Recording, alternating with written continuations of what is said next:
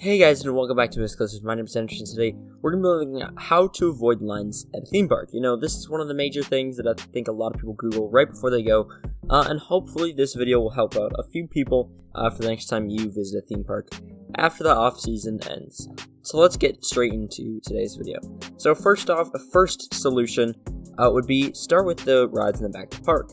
I'm going to talk a lot about my experience at Hersheypark and my home park, Six Flags Great America, because Hersheypark, there were really long lines that I had to avoid, and Great America I've just been to a lot of times. But let's start off with going to the back of the park. So I usually start off my day with going to Raging Bull at Six Flags Great America, or when I went to Hersheypark, I started with Laugh Track.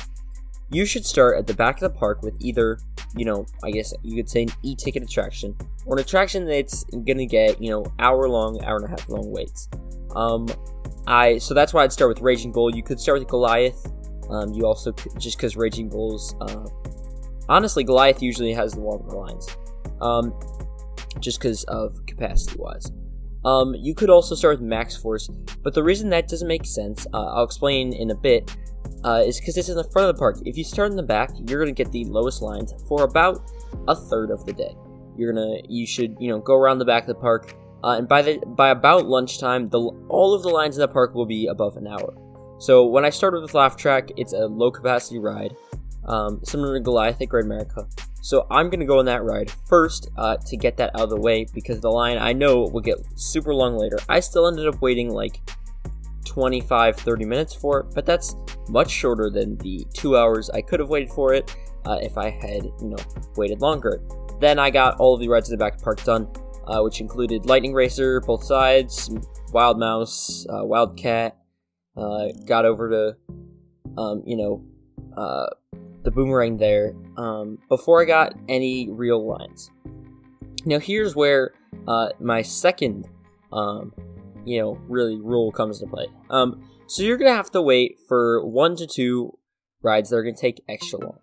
If you want to get every credit in the park, the tip is just get as many rides done in the back of the park. And about lunchtime, there's going to be the morning crowds leaving and the late crowds entering, and you're going to get the longest lines midday. So I would recommend, first off, if you pack a lunch, get it right then. If you didn't pack a lunch, try and buy a lunch. Usually try and mobile order it, and then, ride or something in between. Or, and generally about that time, you're going to have to suck it up and ride at least 2 rides. So at Hersheypark, this meant I'm going to have to ride, I had to wait about an hour and a half for their invert Great Bear. And that took me, that was the longest wait of the day, hour and a half. Other than that, at Great America, I would have to wait the longest, usually for Max Force. It's right at the front of the park, it's a new ride, and it usually has the longest line in the park, but I want to get to ride it. So, suck it up, ride Max Force just once or twice, and that's going to be my longest ride of the day.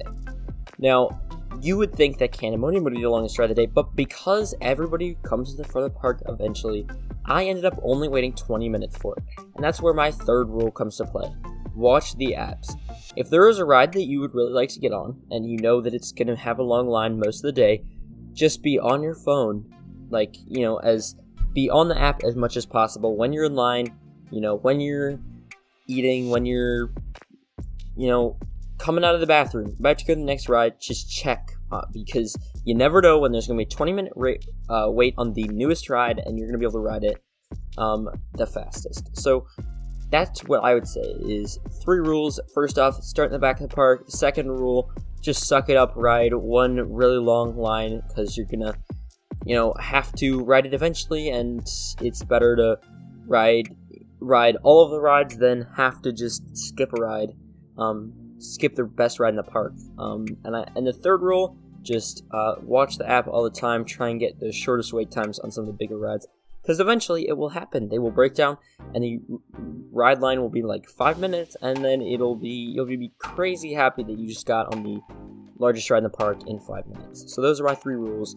If you have any other suggestions, there are certainly many other ways to keep out of ride lines at theme parks. But if you have any suggestions, definitely put them down below. If you would like me to talk more detail about family rides and not roller coasters, there's all sorts of other things I could say about those rides.